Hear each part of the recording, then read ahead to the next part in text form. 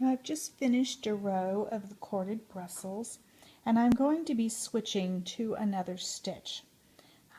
But there is a technique called whipping back instead of laying a cord back, in which I just do a whip stitch through each of the stitches, working my way back to the other side.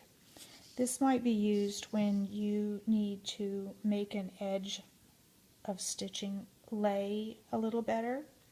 In other words, it's rolling, but you can see it in your work just a little bit. It makes a faint line, so you do want to be careful if you're not going to be kneading this stitch and you're doing it just to get your stitches to lay a little straighter. But in this particular case, I'm going to switch from this stitch to another stitch, and I want to have a very distinct demarcation between the stitches. So I'm going to do that. Now you would do the same technique of whipping back anytime you were going to make a deliberate hole in your lace. And so you would whip through the stitches where you wanted the hole to be.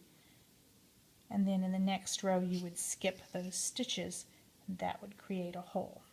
So this technique does have other uses besides just being part of a stitch. It's used when we're creating space. There you go. And that's just called whipping back.